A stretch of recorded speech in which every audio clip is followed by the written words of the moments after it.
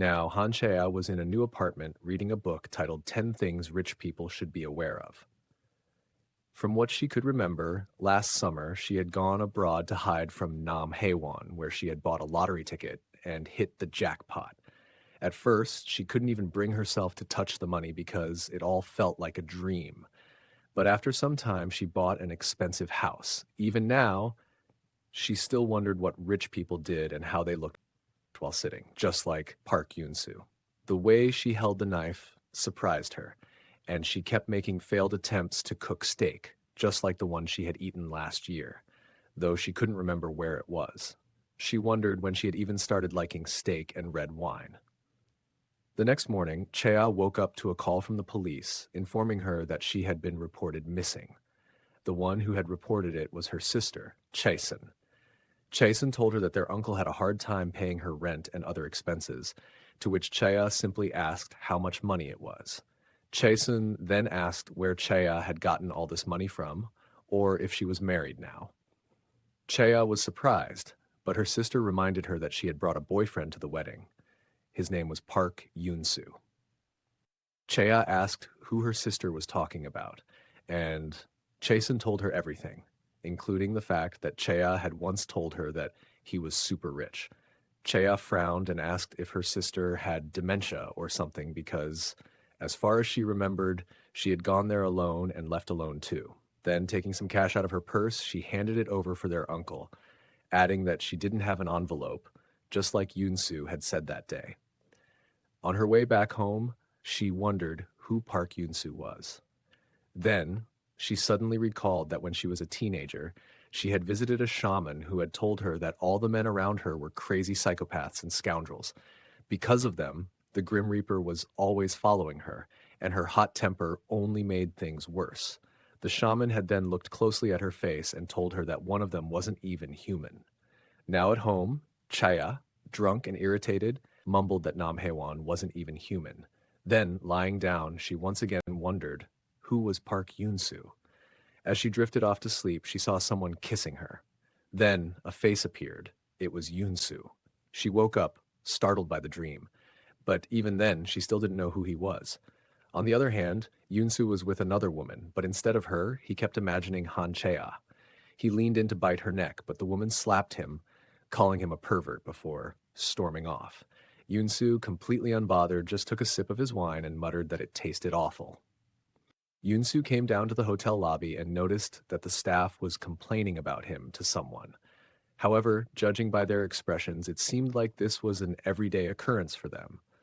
On the other end of the phone was Leo, who laughed as he explained that his girlfriend had dumped him because he was crazy like that.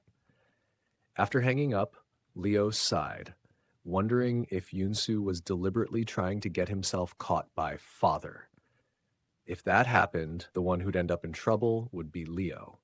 Meanwhile, Yoon-soo wandered aimlessly, his gaze absent-mindedly fixed on a woman's dress.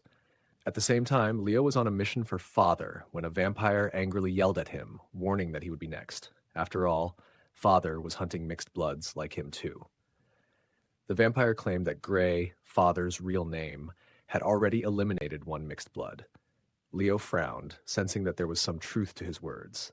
It seemed like Father was trying to eradicate the remaining vampires who were hostile toward him, pulling them out by the roots. The vampire's words continued to nag at him. Finally, Leo decided to seek out Yoon-soo. Upon seeing him, Yoon-soo commented that Leo smelled like a dog.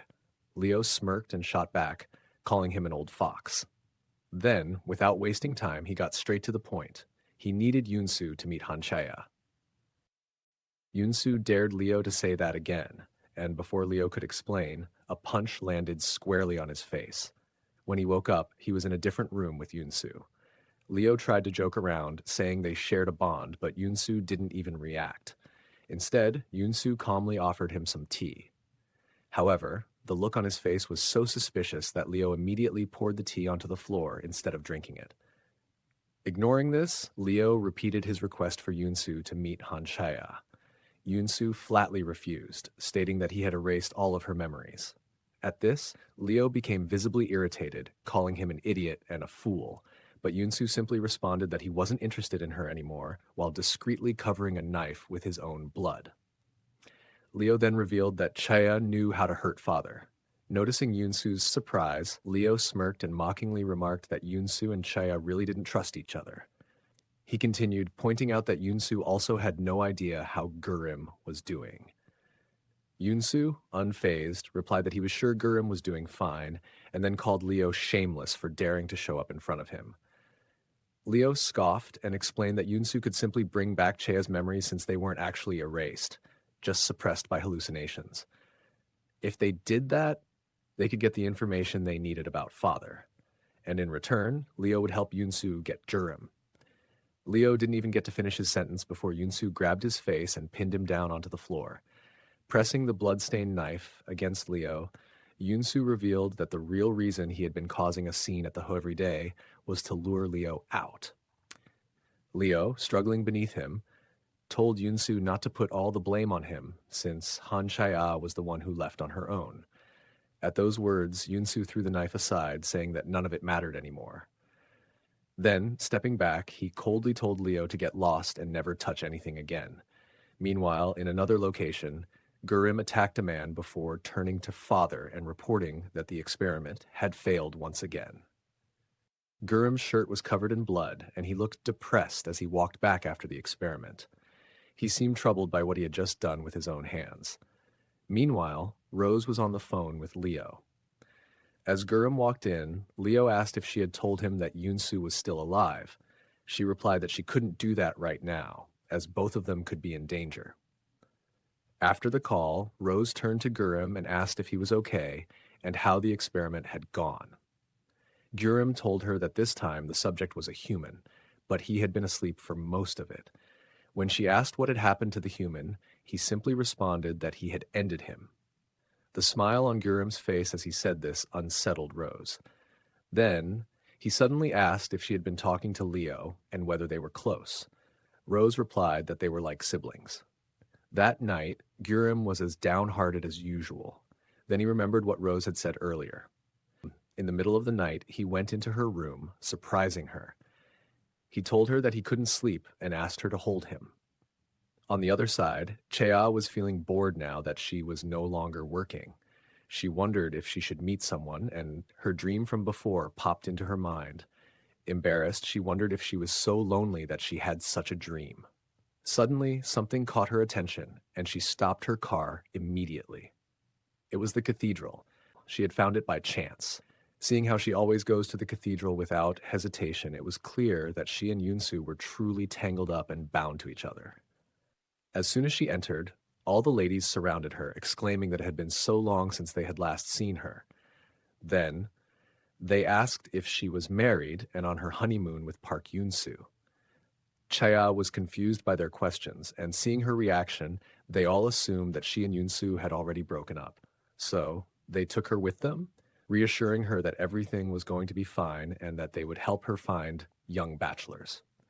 They introduced her to a man named Gemino, but both of them couldn't have been more uninterested. As she sat there, she wondered why everyone kept mentioning Park Yunsu and who he even was. Meanwhile, lying in his bed, Yunsu recalled Leo telling him that Gurim thinks he is dead. He lost it when he heard it, and that he wasn't the same as before. Before anything happened, Leo had continued, "Shouldn't they save him?"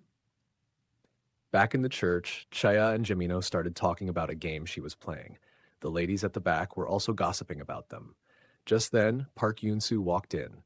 He saw the two of them having a conversation and silently took a seat just behind them, staring at them. Of course, the ladies started gossiping about this too, saying that Yunsu hadn't forgotten about Chaya. However, it didn't seem like he was planning anything. He angrily stared at the guy, then at her. Chea sensed it and looked back, only to see Yunsu praying with his eyes closed. Yunsu was surprised at himself. This wasn't the conviction he had come here with. When Mass ended, Chea had lost her money to Gemino in the game, which pissed her off. She then walked out, and Yunsu followed behind her. As he walked, he thought that bringing her memories back was no big deal. He was simply putting them back. Either way, Gurim was all he had left now, and this was for his sake. He got close to her and was about to do it when suddenly a strong wind blew in their direction. Chaya lost her balance and was about to fall, but Yunsu grabbed her, stopping her from falling. He thought to himself that facing her like this was never part of the plan. Chea angrily asked what he thought he was doing. He replied that he had simply caught her as she was about to fall. Chea thought, but who holds someone like that? She then confronted him, saying that he had been staring at her from behind during mass. With a straight face, Yunsu simply said, yes. So she asked why. He replied, just because. His answer didn't satisfy her, but she felt she shouldn't be talking to him in the first place. Deciding to ignore him, she turned around to leave. But Yunsu stopped her, saying she had forgotten her glasses. He came really close to her to put them in her pocket, all the while wondering what he was even doing. He should have brought her memories back by now. Chaya, on the other hand, thought, what's wrong with him? Is he a stalker? But then, looking at his face, she suddenly remembered her dream. Her face turned red at the thought of it, and she hurriedly walked away, embarrassed. Yunsu was left extremely surprised by her behavior. In her car, she thought, the two of them don't even look similar. It's just handsome person one, handsome person two, besides the guy from my dream looks worse. She started driving, but something suddenly bumped into the car. She got out, only to see that it was Yunsu. She asked if he had gotten hit by the car, and he replied that he had gotten hit by her car. With a smile, he asked, so, what are you going to do now? Chea offered to take him to the hospital or provide some kind of compensation, but he said he would let it slide. Instead, he mentioned that he had a lot of work to do, but now he was hurt. So he asked her to stay with him for the day, thinking that they should just stay like this, for one day. In the next scene, Chea and Yunsu were playing cards while Chea thought to herself, he said he had work to do. Is this even work? On top of that, she kept losing, one round after another. She asked him about his work, and he casually replied that going to cafes during the day was his job. As they started another game, Yunsu mentioned that Chea had a habit of frowning before lying. At first, she thought he was a pervert for watching her so closely, but then she realized that he also had a habit. He would look sideways whenever he was hiding something. This time, Chea won the game. Her smiling face was more than enough to make Yunsu feel shy, and he found himself wondering what he should do. Chea thought that his so-called job was obviously a lie. All he was doing was playing games and having dinner with her. Maybe he was just bored and wanted to kill time, or maybe he really was a pervert. But surprisingly, he seemed like a distant person. On the other hand, Yunsu was struggling, because all he wanted right now was to kiss her like crazy and crush her in his embrace until she couldn't breathe. Chaya suddenly noticed blood on his forehead and reached out her hand, but he smacked it away, telling her not to touch him. She was startled. Later, when the day was over and Chaya was about to leave, she heard Yunsu say her name. At that moment, she realized something. She had spent the whole day with him without even knowing his name, doing things she normally wouldn't do. So she turned around and asked for his name. Yunsu was surprised. "Are you curious about me?" he asked. Chaya replied, "Yes," while thinking that she had been acting very strangely today. Yunsu was surprised again, then let out a small laugh. She wondered if she had been wrong to ask for his name. Then, finally, he told her, "My name is Park Yunsu." Chea froze in shock. At father's house, Gurim was trying to make a move on Rose, but all she could do was laugh, thinking that the dead would jump out of their graves since she was really close with his dad. She asked if he was the same age as that kid, meaning Leo. As soon as she said it, Leo climbed in through the window to surprise her. Seeing the scene in front of him pissed Leo off, and the two of them started arguing. So Rose just told Gurim to leave. Leo warned her that Gurim could be trying to get close to her to harm her. She considered the possibility, then looked at Leo and said that was his story. When they were kids, they used to call Rose the ruthless witch who ate children, as all the children were brought in for experiments for her sake. One of Leo's friends came up with a plan to end Rose. Leo went inside her room with a knife while the friends stood watch. Suddenly, father knocked on the door, asking to come inside. Before Leo could even move, Rose grabbed him from behind.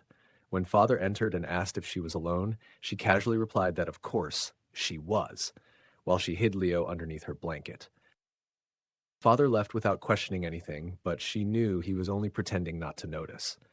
Then she spanked Leo as punishment while holding him upside down, warning him not to take their pranks too far, otherwise they would really die. Just then, Leo's friend attacked her from behind, forcing her to retaliate. Both of them ended up injured. Afterward, Rose told Leo that she would save his friend, but he needed to leave immediately as father would arrive any second. Sometime later, Leo noticed that Rose's arm was still unhealed, and he wondered if she was like them, a half-blood. Rose caught him staring and walked over to him. When he asked about his friend, she told him he was alive, adding that Leo might be able to meet him one day, if he stopped following her.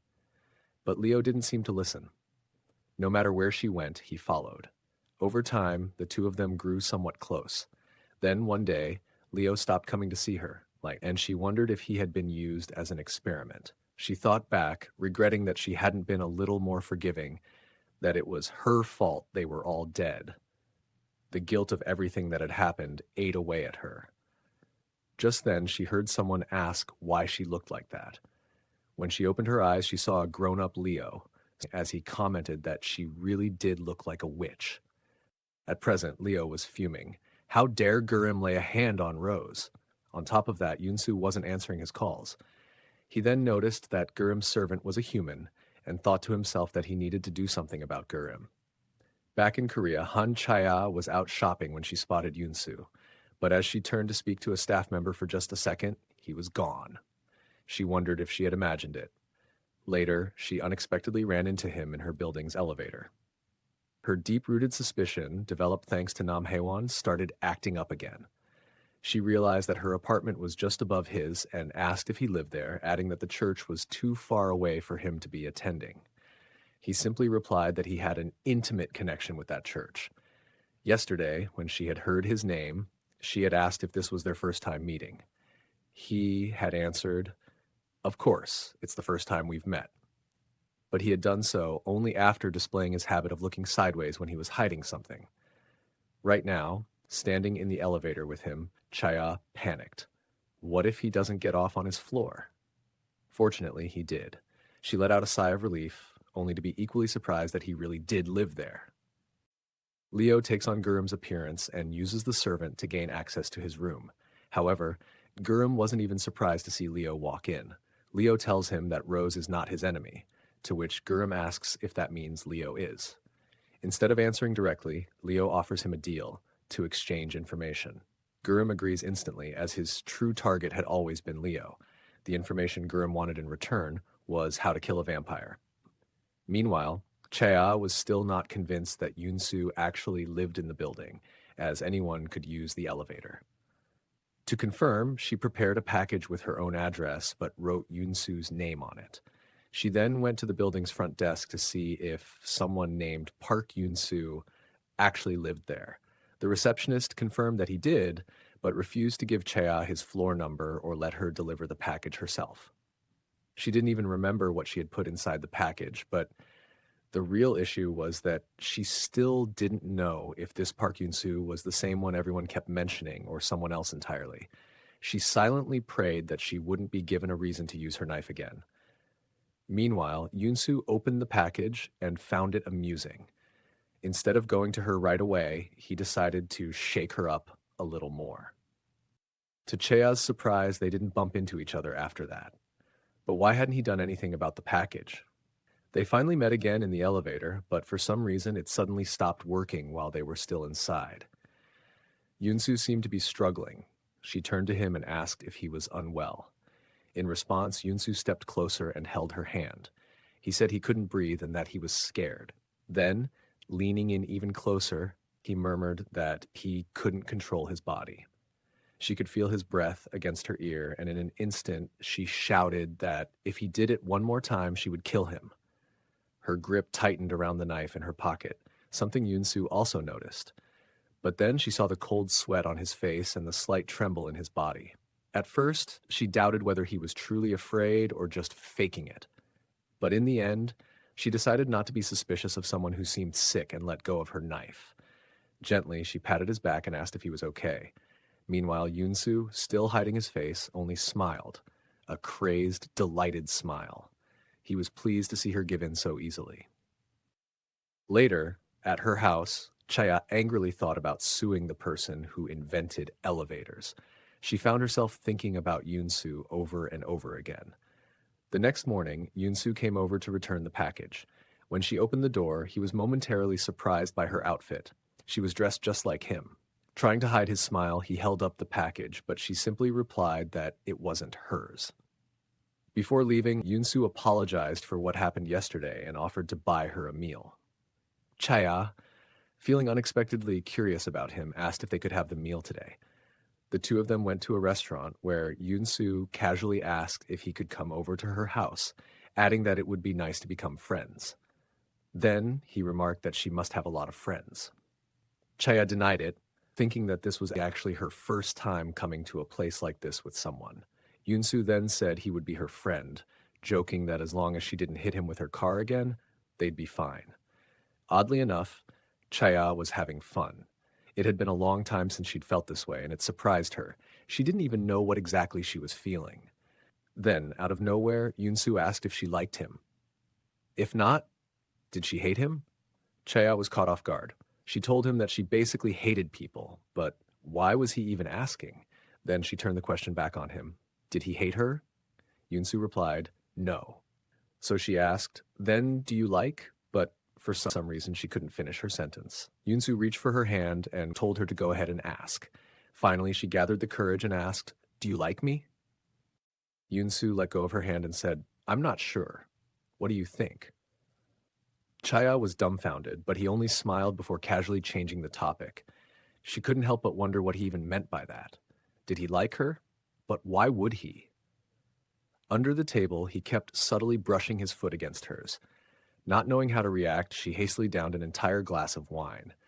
Meanwhile, Yunsu thought to himself that when fear fades away, grudges can easily be reversed. He had become curious. What if their first time meeting had been different?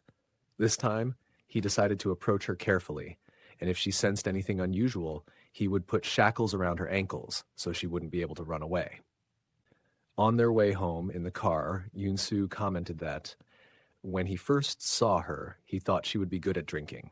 Chaya asked when was the first time he saw her. Yunsu replied that she talked as if they had met before. She quickly said it wasn't like that and turned her face away. Bothered by it, she kept touching her lips and accidentally scratched them. In an instant, Yunsu was in front of her, kissing her. It took a second for him to realize what he was even doing. Chaya cursed at him and asked what the hell he was doing now. There was blood on your lips, he replied. She instantly snapped. So what? Why would you lick it? Yunsu just apologized, thinking that he was screwed now. It had been a while since he had smelled her blood, and he couldn't control himself. Chaya called him a pervert and ordered him to get out of the car. He argued, I was just wiping something off your lips. Furious, Chaya grabbed his collar. If you clean using your lips, why not wash the whole car then? She was so close to his face that he had the urge to kiss her again, but held himself back. She pushed him away, ranting, Do you want me to lick your blood too? What am I, some kind of vampire? The irony of her words made Yunsu chuckle, and before she could react, he used his power on her, making her unconscious. Just then, the driver announced that they had reached their destination. Yunsu turned to him with a crazed look before sinking his fangs into him to quench his thirst. The next day, Chaya woke up from a questionable dream, but soon she realized it wasn't a dream. According to her memories, they had dinner, and then in the car, they kissed. And worse, she was the one who started it. The embarrassment nearly drove her insane. She took a deep breath, trying to calm herself. There's no way that actually happened. Just then, she received a call from someone regarding Namhaewan. It was one of the ladies from the church who called her. They met, and she informed Chea that Namhaewan had been reported missing shortly after meeting her at the church. The lady asked if Chea had seen him again after that, but Chea, unable to recall anything, simply replied that she hadn't. While the woman sounded genuinely worried, Chea felt a surge of satisfaction inside, thinking, finally, my prayers have been answered. Later, sitting in her car, she remembered that she had left all her belongings at her old house because of Namhaewan. Determined to retrieve them, she decided to go there. Upon arriving, the owner informed her that he had sold all her belongings to the new tenant, including her diary and laptop. Then he casually pointed to a man walking past them. To her surprise, the new tenant was none other than Jimino, and he was now in possession of her laptop. Chea asked Jimino for her laptop, offering to pay for it. He told her that the laptop was broken and that he had never used it. She then inquired about her diary, so he handed her the entire box to look through. After searching for a moment, she found it. But before she could leave, Jimino reminded her that she needed to pay for it as well. Reluctantly, she paid for her own belongings. However, contrary to what he had said, her laptop was working perfectly fine. Back at her house, she opened it and watched the clips she had previously downloaded from the dashcam. One of them showed a man vanishing into thin air inside her taxi. She couldn't believe what she was seeing, nor could she recall any of it happening.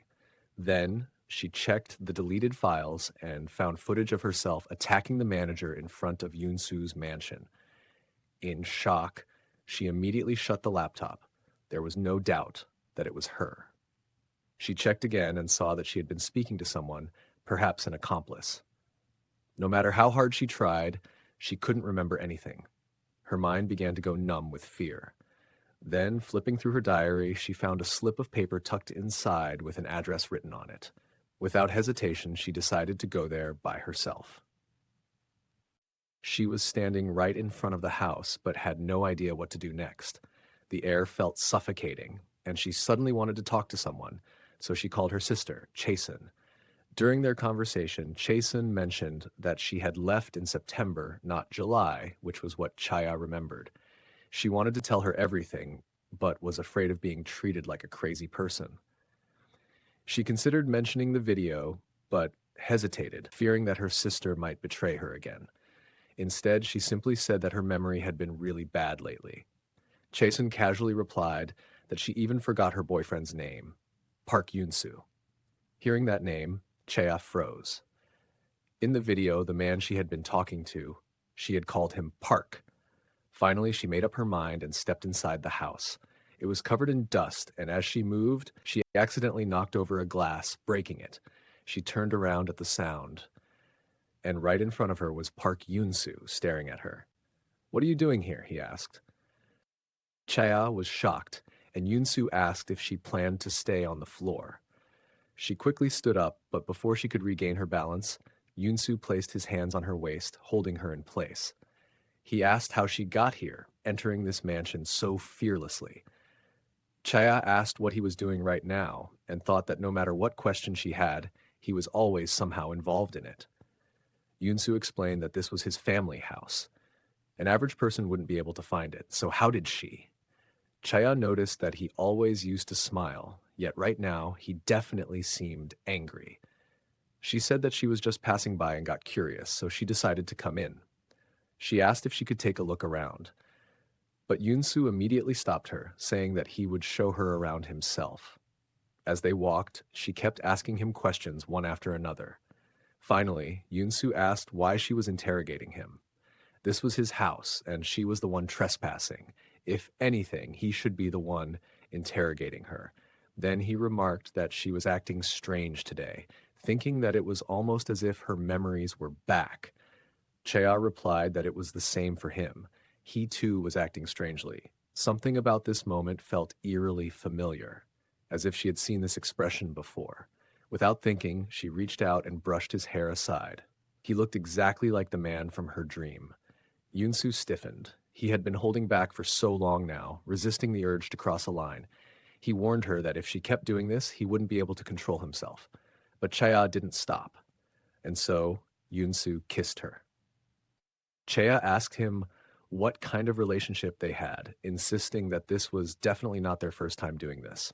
Yoon-soo asked if she was referring to yesterday, but she told him that she had seen him in her dream, wearing a white robe. Yoon-soo immediately knew what kind of dream it was. She had run away in an attempt to forget everything, and yet she still dreamed of him.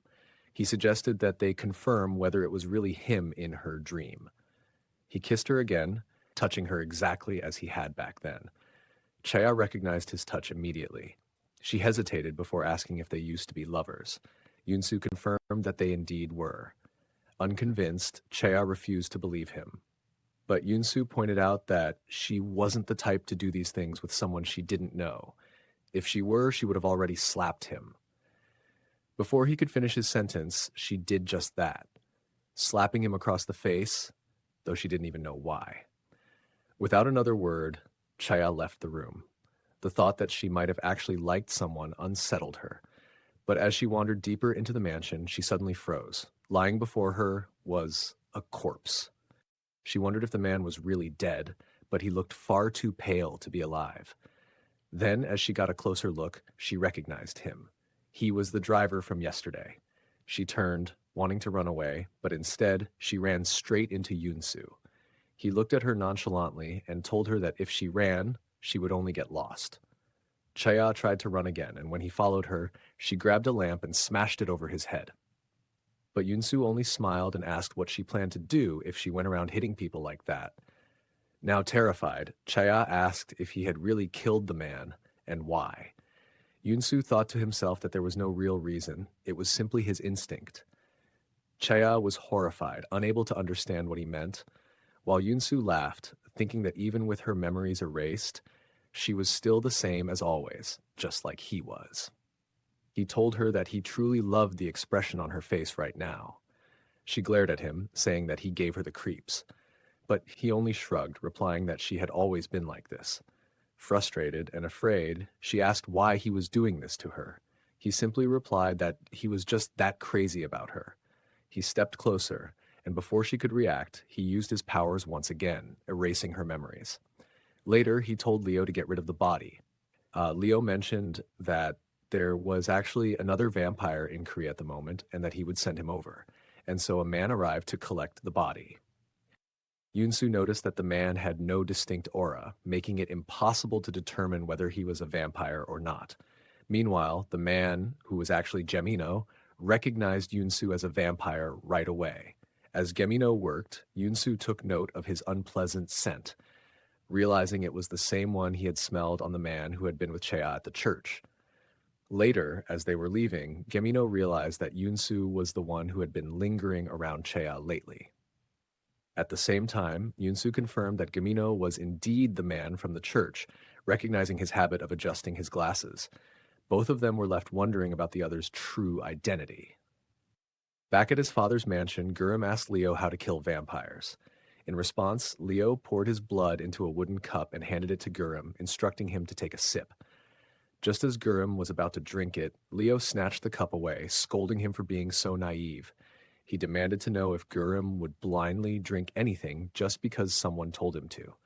Then he explained that a vampire's blood is poison to its own kind. With that settled, Leo said it was now his turn to ask something of Gurum.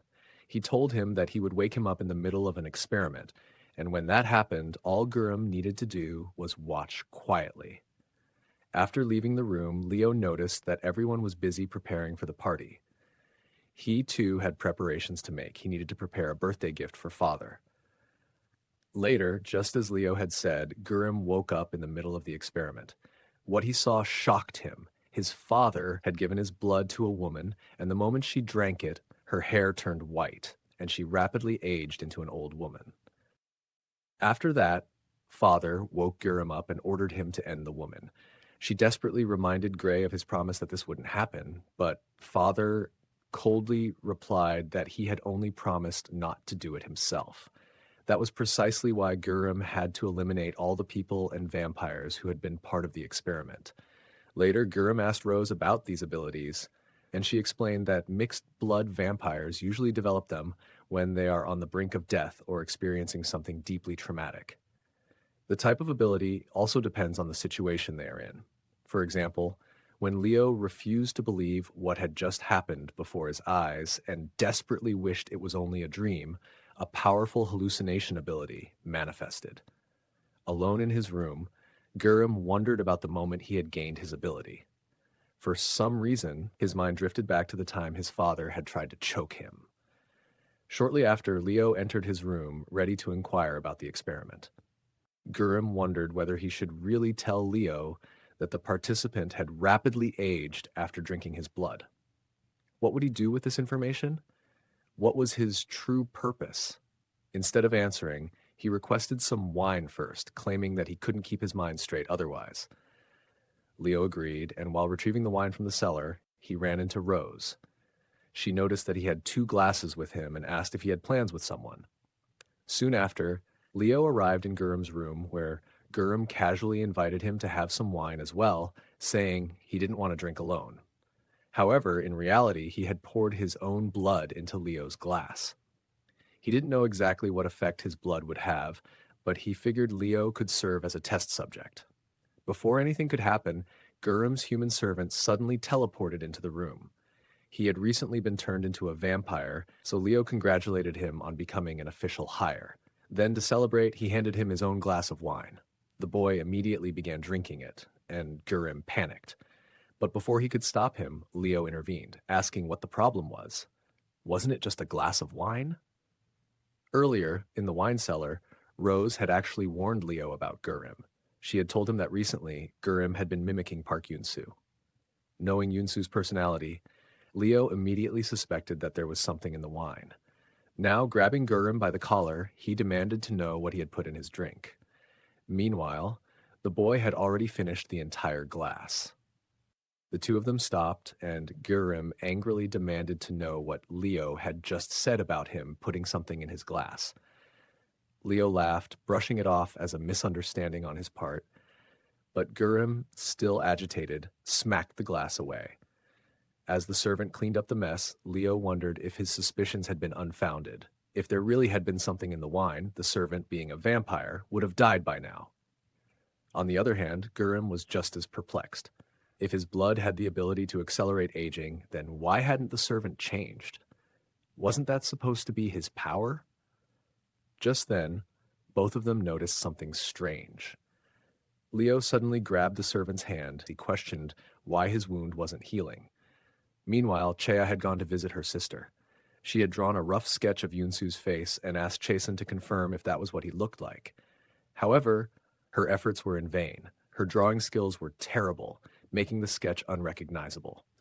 Chasen then invited her to a small family gathering, asking if she felt lonely, but Chaya immediately refused, insisting that she didn't want to see any of their relatives.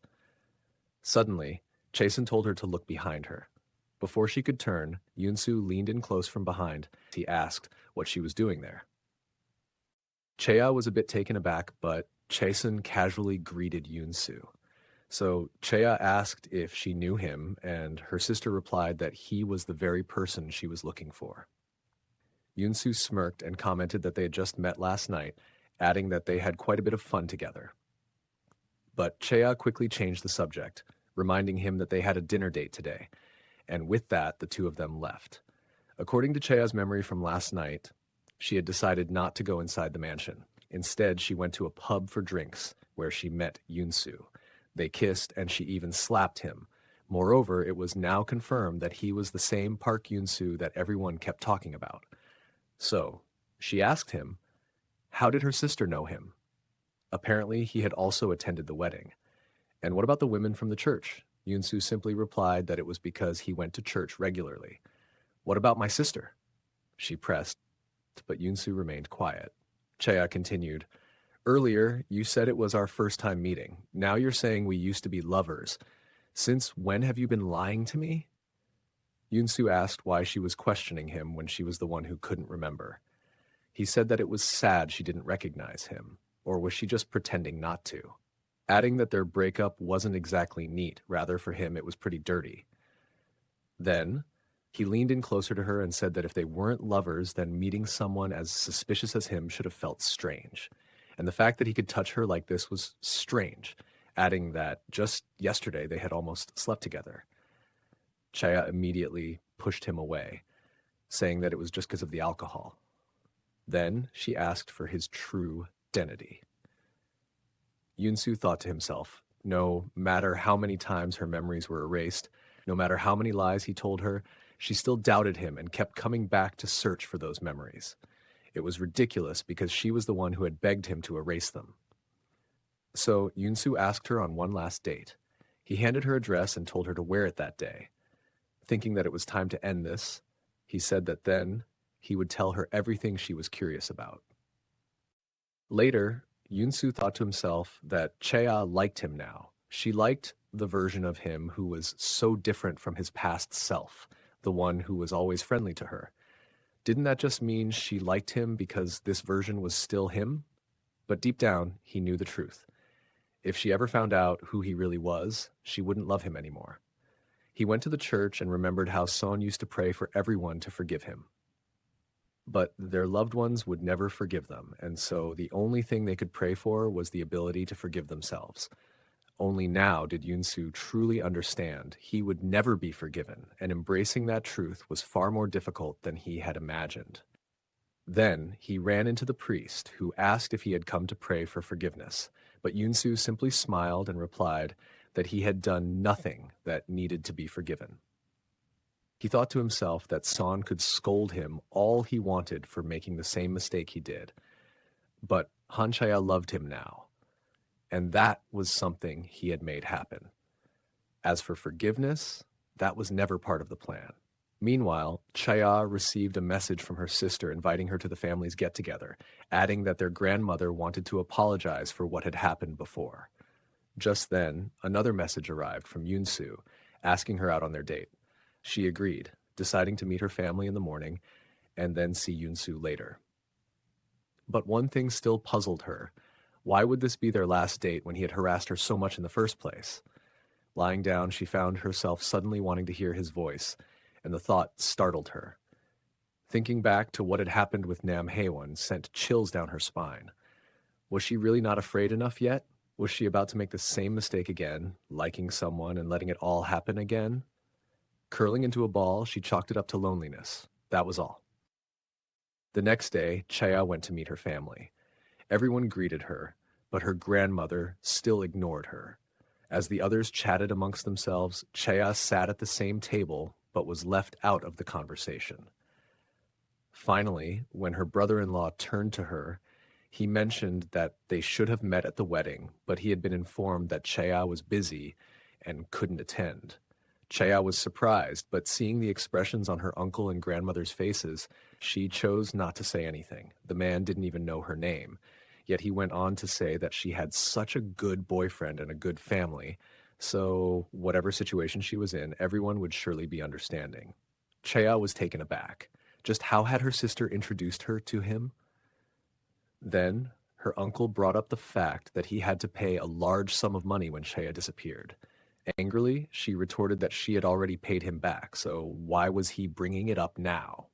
At this, her grandmother shouted at her to be quiet, calling her uneducated. Now furious, Chaya stood up, demanding to know from whom she had even learned to act this way. She had come here to escape her loneliness, to be with her family. But this family, where one person acted like she didn't exist, another treated her like trash, and her so-called brother-in-law didn't even know her name. She turned to Chasen and asked why she had even invited her. Wouldn't it still be fine if she wasn't around? As they called her name, she told them that if they couldn't even treat her like a human being, then they shouldn't call her by her name at all. With that, Chaya ran out. Chasen hurried after her, grabbing her arm to stop her. Chaya told her that she never wanted this, she didn't need it. But why did they keep making her look forward to it? Why did they keep giving her false hope? She took out a stack of cash from her purse and shoved it at Chasen, saying it was for their grandmother, as payment for the food and shelter. She admitted that she didn't want to settle things with money, but she didn't know any other way to end this relationship. Chasen asked if she was really cutting ties. Chaya replied yes, that with this money they were now strangers, just like everyone else. On her way back, she thought to herself that she had finally broken free. But rather than feeling relieved or happy, she was in unbearable pain. If someone had been around her, she would have burst into tears like a child. But because she was alone, she considered herself lucky. Just then, she noticed Yunsu standing beside her, holding an umbrella over her in the rain. Chaya thought to herself, if this was going to be their last date and they were going to be strangers afterward, then what was the point? With that in mind, she stepped out from under the umbrella. Yunsu stopped her, asking what was wrong, but Chaya simply told him to leave her alone. She stepped into a puddle in an attempt to get away from him. only to recoil and step back. Turning to face him, she muttered that it felt like she was stuck in the same place. Yunsu asked why she wanted to run away from him. After a pause, she replied, "Because it feels like shit," then smacked the umbrella out of his hand. Yunsu, amused, wondered why they were always like this, trapped in repetitive situations. People often said that the first time was always the best, but with them, it was never that simple. Chaya continued, saying that her mind was in turmoil because she had already fallen in love with him. Yunsu thought to himself, so she realized she liked him, and that's why she was in such a bad mood? Everything was going according to plan, so why did it feel like things had gone so wrong? Then suddenly, Chaya grabbed him by the collar. "I'm lonely," she said, before pulling him into a kiss. Yunsu was momentarily surprised by what had happened, but he kissed her back. Then, without warning, he teleported them to a house. He kept her eyes covered, preventing her from seeing anything. He thought about how people said love was two people walking in the same direction, but for them, it felt more like they were tangled together, like they were trying to strangle each other. Then, he asked her, "You said you liked me, so can you stay with me for the rest of your life?" He led her to a seat, guiding her to sit down. In front of her was a wine glass. He told her that if she decided to drink it, then they would be together forever. He brought the glass close to her, asking if she really thought this was their last date. He had mixed his blood into the wine. When a human drinks vampire blood, they also become a vampire. Yunsu thought that Chaya liked him now, so she would definitely drink it. For humans, forever was just a word, a sweet candy to swallow, so there was no reason for her to refuse. He told her to hurry up and drink, thinking that she had always taken the wine without fear before. He promised to stay by her side forever. But to his surprise, Chea refused. She said that she liked him and wanted to be with him, but she wasn't foolish enough to promise forever to someone she still didn't fully understand. She continued, saying that if he knew more about her, maybe he wouldn't like her anymore, because the people who truly knew her all hated her. Still, she thanked him for the drink, wiped her tears, and was about to drink the wine. At first, seeing her still willing to drink it, Yunsu smiled a little. Then his expression changed. His eyes turned yellow in anger, and he suddenly knocked the glass from her hands. Chea gasped. "What are you doing?" Yunsu said. "The first time is always the best. When I knew you and you knew me, that was the best. Is this what you're trying to say right now?" Chea noticed the color of his eyes and immediately tried to run. She stumbled over the broken shards of glass on the floor, and suddenly memories of when she had come to the mansion flooded her mind. Shocked, she wondered, had she been to this house before? Then looking out the window, she recognized the mansion. Only now did she question, when had she even come here? They had been outside in the rain just moments ago. Frantically, she searched for something in her bag, but when she turned around, Yunsu was already standing behind her. She stared at him, realizing this was the true face of the person she liked. As he moved closer, she gripped the silver knife in her hand and struck him with it. More and more memories rushed back into her mind, until finally, all of them returned. And as they did, she repeated the words she had once spoken. If she ever liked him, she would hate herself. Yunsu greeted her with a "long time no see." Chea asked why was he in front of her again, and Yunsu replied by asking back, "Why? You said you liked me too." Chea commented that fooling around with a person who had lost her memories must have been fun for him. He argued that she liked it too, even asked him to be with her. Chea smacked him away, asking why he kept coming back. He said he would let her go, so why does he keep showing up again and again? Time and time again, he pretended to let her go, then came back. Why? Yunsu replied that the one who pretends to let go and keeps coming back is actually her. Tears fell from Chea's eyes as she asked why he made her like that. Yunsu stepped a little closer and asked what she meant, but Chea pushed the knife even deeper into him. She told him not to be curious because it was all a lie. She warned him that if he tried to change her life even one more time, she would hate him for the rest of her life, and he would have to live with that. After that, Chaya left, and because of the silver knife, Yunsu couldn't follow her right away. Han Chaya was running barefoot in the rain, crying over everything that had happened. Then she noticed that the choker from the dress Yunsu had given her had fallen onto the road. She decided to pick it up, and just as she bent down, she saw a truck about to hit her. Yunsu was still in his room, but he could still sense where Chaya was going. Then, all of a sudden, he sensed a lot of blood. He reached her in an instant, but by then, she was already lying in a pool of her own blood. He tried to lift her up, but she was in too much pain, so he let her lie there on the ground. His mind flashed back to the day he had begged Father to save his mother. When Father refused, Yunsu had dropped to his knees and begged him to turn him into a vampire so he could save her himself. Father had asked if he really believed his mother would be happy if he saved her by turning into a vampire. Not fully understanding his words, Yunsu had replied, "Of course she will be." So Father had agreed, saying that this kind of loneliness must be seen and experienced to be understood clearly. It had been a long time since Father used his own blood, but that day he gave it to Yunsu, calling him a foolish child. As expected, Yunsu's mother had refused to be saved. Instead, she had told him to live and to find happiness one day. He now remembered her words clearly, that she would rather die than become a vampire. He remembered San, who regretted becoming a vampire. And finally, he remembered Han Chaya, who had just said that if he tried to change her life one more time, she would hate him for the rest of her life. But then his expression changed. Forgiveness? He didn't need it. He bit his lip and fed her his blood. Chaya's injuries healed in an instant and she opened her eyes, now glowing yellow. She woke up, surprised, and wondered how she was even alive. Then she pushed Yunsu aside, but despite pushing him lightly, he was knocked back quite a bit. Yunsu told her to use her strength in moderation. Then she noticed the blood on the ground and the truck that had crashed into a tree.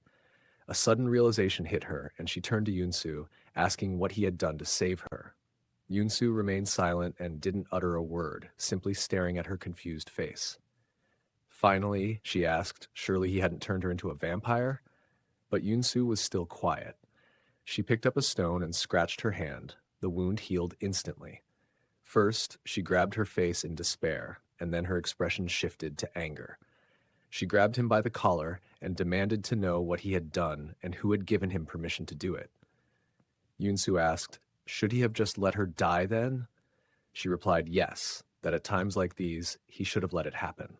In response, he asked who gave her permission to die on her own. In a fit of anger, Chea grabbed him by the neck and slammed him into the ground. Still holding him by the neck, she demanded how he dared to turn her into this when she had already warned him that she would kill him if he did something like this. Then she realized now she actually had the strength to do it. And yet Yunsu wasn't even trying to resist. But suddenly, she remembered how happy she had felt when she saw him come to save her. That memory made her pause. So she let go of her grip and ran away, leaving Yunsu still lying there on the ground. As Chaya ran away, she couldn't believe she had actually turned into a vampire. She felt disgusted, and the smell of blood made her dizzy. The only thing on her mind now was that she wanted to go back home. And before she even realized it, she had teleported to her old apartment. Gemino, who lived there now, heard a noise and came out of the bathroom to check. Meanwhile, Leo realized that the servant boy had actually turned into a human. He turned to Gurim and asked what he had put into the wine. Gurim finally understood and told him that his blood has the ability to turn vampires into humans. Without wasting time, Leo turned the boy back into a vampire so that Father wouldn't find out anything. As Leo walked away, wondering if Rose knew about Gurim's ability, since she preferred humans over vampires, he suddenly heard a loud scream. It was Rose's voice, and he quickly rushed over to her. There, he saw the painting she had been working on. It was of a woman with red hair. Leo quietly muttered, "So you've finished, again." Back when Leo was the sole survivor of the experiments, Father decided to give him human blood, which caused him to age into adulthood. Father had instructed him to stay by Rose's side, saying that she would need his powers. It had been years, and Leo still didn't understand what Father meant by that. He was just jealous of all the different men she dated. On the other hand, she treated him like a brat, telling him not to like her. Leo argued that, based on the number of years he had lived, he was also an adult, but Rose told him he needed at least 5 more years to be on her level, even reminding him that she used to slap his butt like a kid. He told himself that he didn't like her and thought that a woman like her didn't need him at all. Right now, Rose was drawing something, and when Leo asked what it was, she replied that she wanted to draw her mother, but she couldn't remember her face clearly. She pulled Leo closer to show him her drawing, but it made him embarrassed, so he left, only to return when he heard her scream. Rose didn't remember anything about her mother, but as soon as she completed the drawing, she remembered that she had almost eaten her mother. Tears rolled down her cheeks in despair, as this was not what she had wanted to recall. Now Leo understood what father had meant. He told her that he would help her by erasing her memories, and she, still crying, requested that he never let her find out that her memories had been erased. He used his powers on her, and a cut appeared on his hand, which, now in the present, had turned into multiple scars. That's why Leo always wears gloves so that she never finds out. Rose asked what they had been doing just now, and Leo replied that they were kissing, but Rose said that was just an innocent child's lie. Leo held her hand and said that it had been 5 years, but Rose didn't understand what he meant, so he simply told her that she didn't need to know anything. Back at Chea's old house, she tried to teleport somewhere else, but ended up teleporting just to the side area. As a result, Gimino and she ended up sitting at a table, and he asked if she was a vampire now. Shocked, Chea slammed the cup on the table and ended up breaking 2 tables. Then she asked him if he was also a vampire, but he told her that he was just an ordinary person who, in need of money, had ended up working for them. Chea was still doubtful of him, and noticing this, he told her not to be wary, because if anything happened, she could easily end him. After all, Han Chea was a vampire now. Chea told herself that it was all right, because even if he was a vampire, all she needed to do was defeat him. While showering, she saw herself in the mirror and wondered how anyone could tell that she was a vampire. She still looked the same. Then she wondered how Park Yoon-soo looked, and all of a sudden, her eyes turned yellow. Then they turned back to normal, and again turned yellow when she thought of Yoon-soo. For some reason, they were only reacting to him. In that moment, she also broke the wash basin. Chea told Gemino that she would pay for everything, and he was ready to calculate every single penny. He had given her his clothes and also his number in case she needed any help. After Chea left, we see Gemino looking troubled. He had actually been sent by father to end Han Chea, but because he just wanted to stay away from father, he had delayed his mission again and again. But now that Chea had turned into a vampire, he was worried about how he would be able to do it. Meanwhile, Chea was alone, standing in the rain with an umbrella, when Yoon-soo appeared out of nowhere. As soon as she saw him, her eyes turned yellow. He covered them with his hands, asking if she was determined to get discovered, flashing her eyes like that. Chea was still angry at Yoon-soo, but he told her not to make a fuss in public. She tried to leave, but he stopped her and covered her eyes, reminding her that they were still glowing yellow. Chea asked why her eyes kept turning yellow because of him. Yoon-soo, thinking to himself, wondered if she even knew what it meant. He told her that his own eyes turn yellow whenever he thinks he wants to eat her, then asked what she was thinking about right now. Chea cursed at him, her face turning red, but Yoon-soo stopped her, saying that people were watching them. He mentioned that there was a foul smell coming from her clothes, and he knew exactly whose scent it was.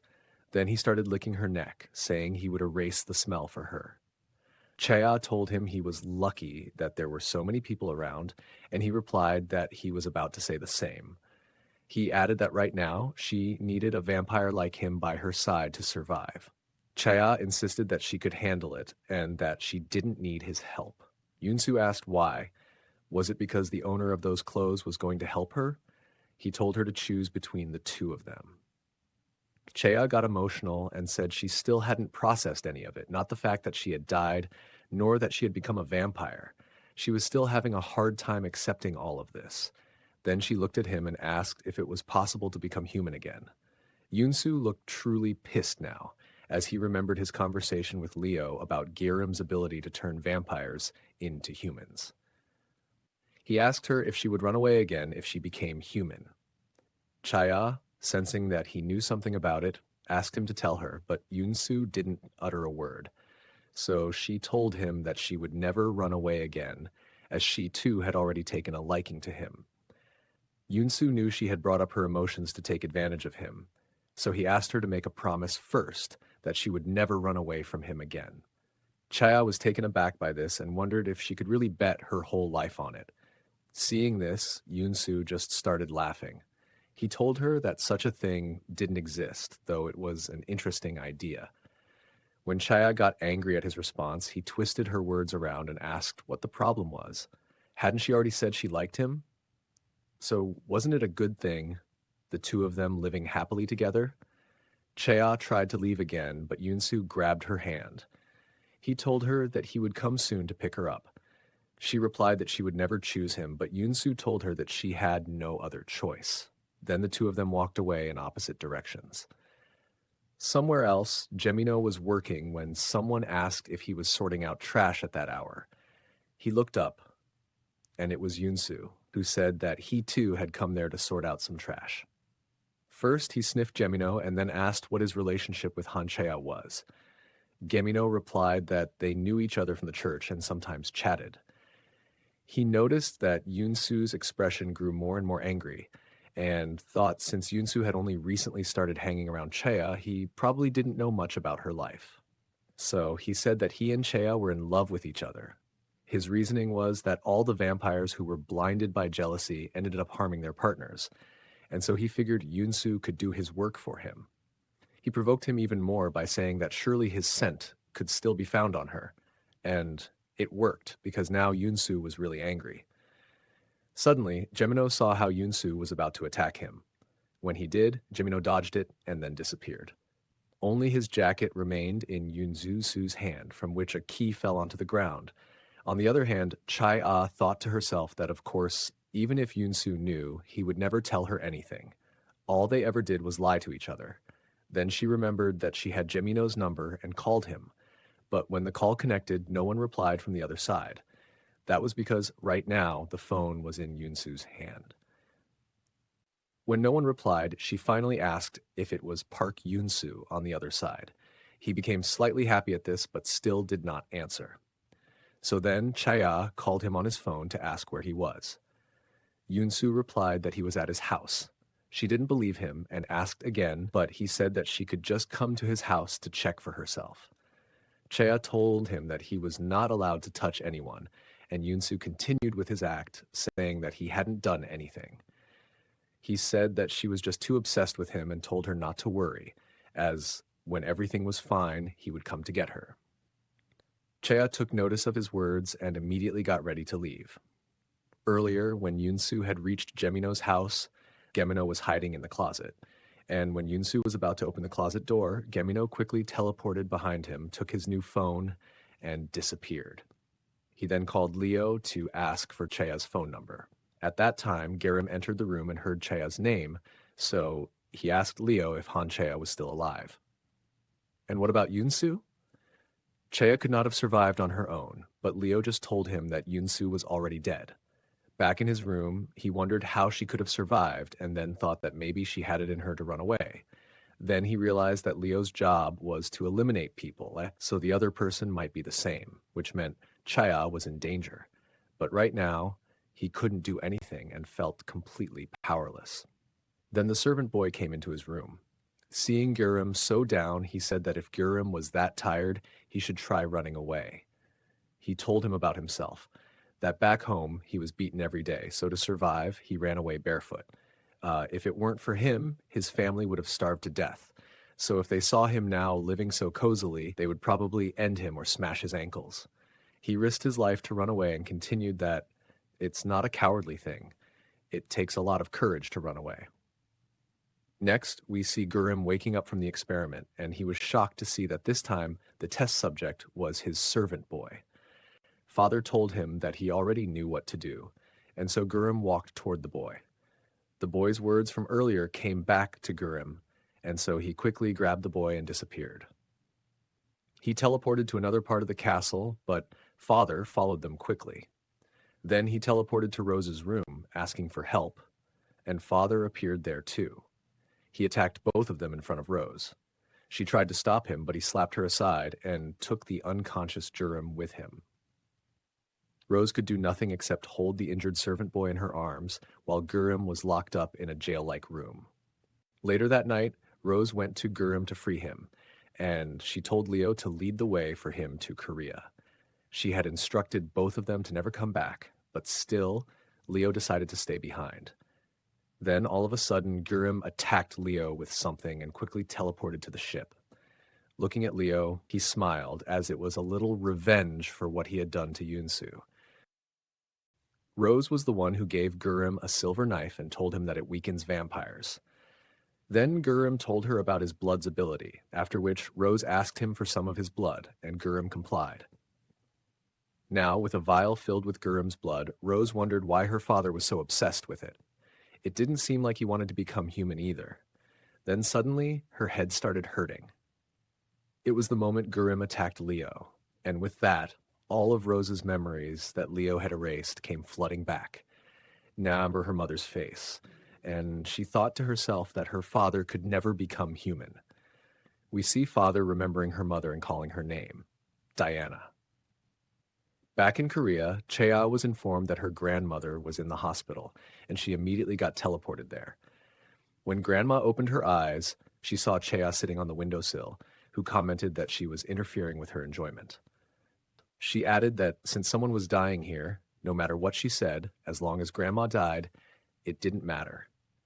She got close to her and whispered a little secret that she was no longer human.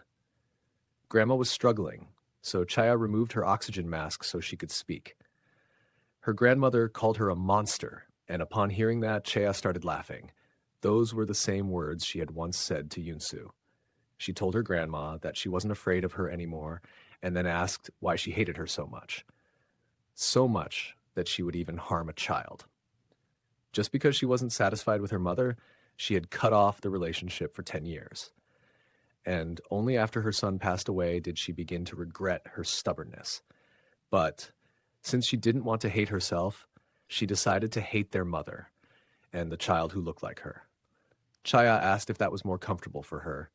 She said that she, too, wanted the candy, and maybe for her grandmother, it wasn't worth worrying about. But that petty hate had built up little by little and turned her into what she was now, someone who could only loathe humans. While everyone prayed for their own happiness, she was the only one always cursing someone. She continued, saying that besides herself, there was one person she truly hated. She hated him so much that she swore she would definitely end him one day. Then she paused and asked, if she wanted to like something or love someone, what should she do? She grabbed her grandma and shook her, asking her to teach her that. How could she just die after making her into such a fool? She screamed, why? Over and over again while her grandmother slowly closed her eyes. Now, Chaya angrily asked if she really wanted to die. Then she removed all the wires from the ventilator. She told her that only she would be there to witness her last moments, and she did stand there all night until the morning sunlight came in and her grandmother passed away. After this, Chaisen entered the room. She saw Chaya and also noticed all the cords that had been pulled out. Just then, Yunsu appeared behind her sister, asking Chaya how she planned to handle this now. Would she erase her memories or eliminate her? He said that he would do whatever she wanted, or did she want to do it herself? She thought to herself that whenever she was tired, Yunsu would show up and pretend to do everything for her, while skillfully guiding her in the way he wanted. So Chaya replied that she wasn't like him. She wouldn't end her sister, nor would she erase her memories. She told her sister not to say anything, because that was how she had always been. As long as it was about Chaya, she treated it like a stranger's story. Even though she knew everything, she pretended not to know. So Chaya asked her to keep pretending not to know, until the very end. Chasen, scared, quietly nodded her head in agreement. Then Chaya left, telling her to forget about her appearance and to let go of any thoughts about how their grandmother ended up dead. Later, at Chaya's house, Yunsu asked her to come with him. He reminded her that he had already said he would come for her after taking care of everything else. Chaya smelled blood on him and asked if he had killed Jimino. He just smiled, and Chaya, now angry, demanded to know if he did it so she couldn't find a way to become human. She said Gemino was her last hope, and then, suddenly, Yunsu kissed her. She called him crazy, but he argued that she was no less crazy than him. After all, who would have thought he had a hobby of watching people die? She told him that it was him who had ruined her. Yunsu asked if she hadn't given up on the idea of turning human again, and when she answered yes, he told her that if that was the case, she needed to love him. Only then would he help her. Chaya fell silent, and Yunsu assumed she wouldn't be able to do it. But to his surprise, she asked what exactly she needed to do. He pushed her down and said he would teach her. Now embarrassed, Chaya asked what this madman was planning to do. She wondered if she could really love him, then told herself that it didn't really matter because she was just using him to become human again. Park Yunsu's love and her own unworthy love. In the past, when Yunsu first became a vampire, no matter what he ate, he was always hungry. He even ate dog food, but the dog itself seemed more delicious to him. Eventually, he collapsed from weakness, and when he opened his eyes, he was in a kitchen. The woman who brought him in worked at the house and allowed Yunsu to live there in secret. There were already rumors spreading in the village, stories about some wild animal or demon who ate dogs and maybe even humans. Sometimes, the woman worried because Yunsu ate every day, yet he only seemed to grow thinner. She planned to ask for permission for him to live there officially, so he wouldn't have to hide anymore. But one day, as she was breaking firewood, she accidentally scratched her hand. The scent of blood was overwhelming for young Yunsu, and he ran out of the house, struggling to resist the urge to feed on her. Not wanting to drink human blood, he instead attacked a dog outside. However, the woman had followed him and saw everything, his bloodied mouth and glowing yellow eyes. Terrified, she ran away and called for others. From that point on, Yunsu accepted that he was no longer human. He attacked the people who came for him. Later, the villagers discussed how the family and all the servants in the house had died, and only a single child had survived. They pitied him, saying he wouldn't live long. But as the seasons passed one after another, Yunsu survived and grew up into a full-grown adult. One night, a pair of siblings were passing through the village. They had heard rumors about travelers ending up dead there. Just 20 years ago, people lived in the village, but now it was completely empty. As they made their way through, they ran into Yunsu, who convinced them to stay the night at his house by warning them that there were a lot of wild animals in the area after dark. While they were chatting, the brother mentioned that he had heard rumors about various incidents in the village, including one about a European man who had supposedly burned down the mansion himself. This surprised Yunsu a bit, and he asked if the man had heard anything else. But the brother said that he hadn't. After that, Yunsu killed both of them. Then someone else arrived, someone Yunsu had been waiting for. Father. He remarked that Yunsu had been living like a beast and that he could no longer ignore him. He told Yunsu to follow him and to start calling him father from now on. Yunsu followed him quietly, as he also wanted to know exactly what had happened the day the mansion burned down. Father taught Yunsu how to eat, speak, and behave, and eventually assigned him the job of assassinating other vampires.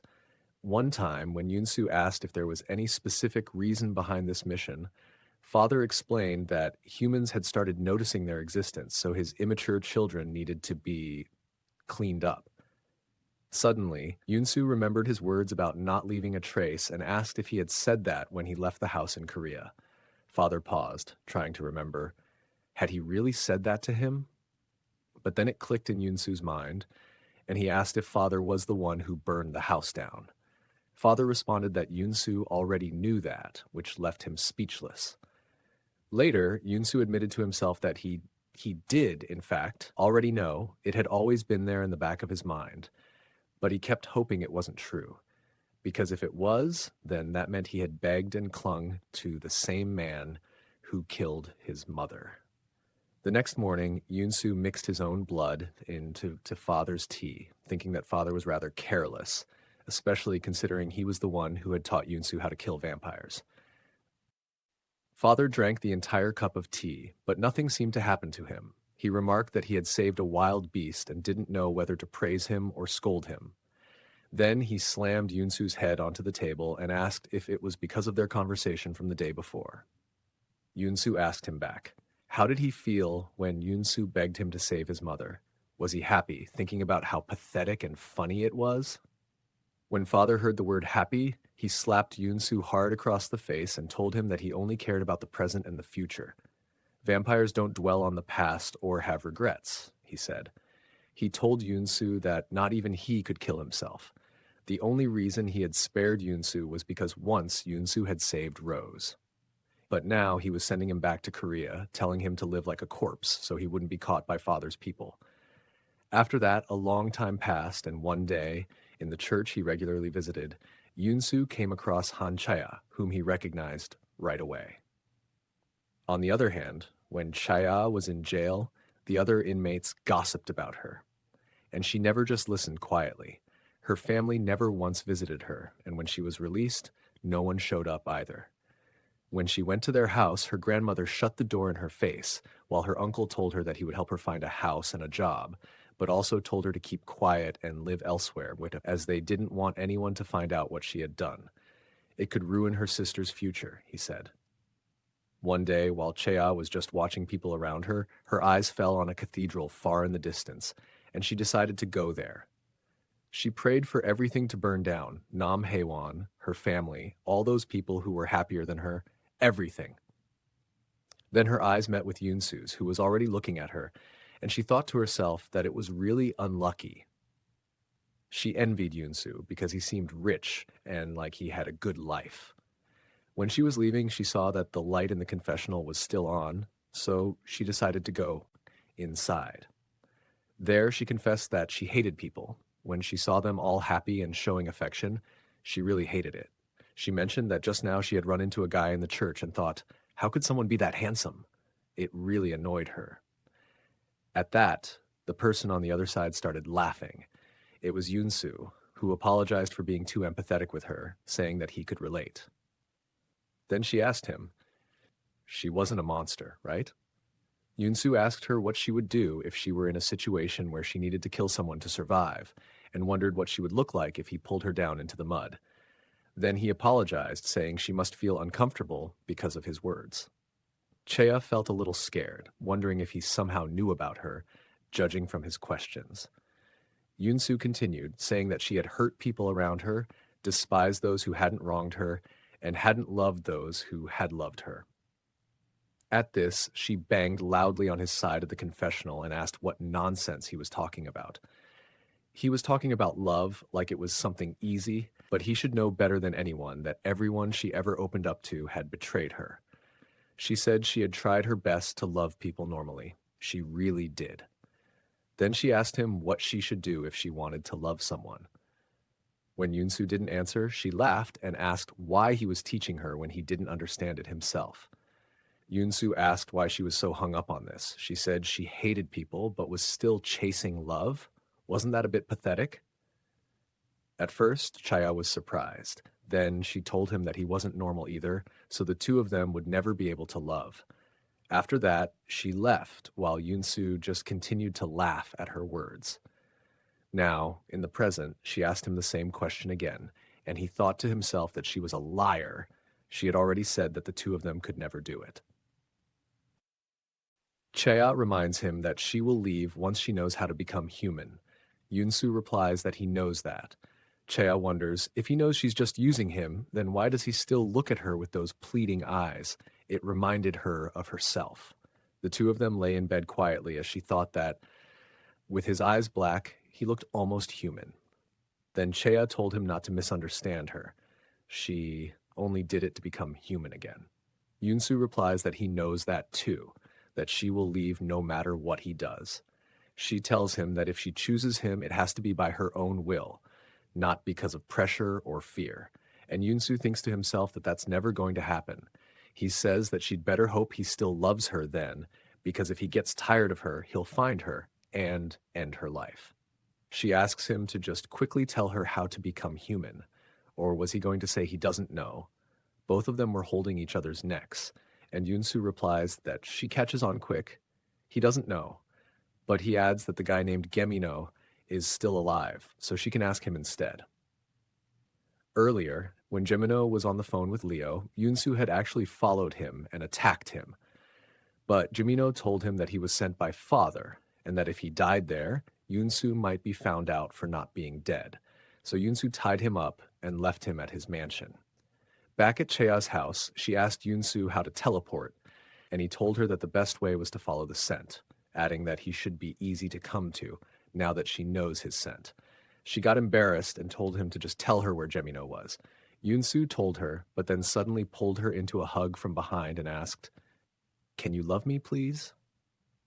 Chaya was shocked and asked what he was doing. He replied that he was begging her, just like she had told him to beg for it, but she still couldn't bring herself to trust him. Slowly, Yunsu's hands moved to her neck, his grip tightening. She asked if this was how it would end for her, reminding him that he didn't know how to love. Yunsu asked, "If I don't, then what am I doing right now?" Chaya tried to leave, but he grabbed her hand and pleaded, "Don't leave me." She asked what was wrong with him, warning that if he kept doing this, she would, but Chaya didn't finish her sentence. She teleported away, leaving Yunsu behind, frustrated and alone. She told herself that she just had to become human again and decided to return to her old apartment. Unbeknownst to her, Gurum was already standing outside that very apartment, knocking on the door.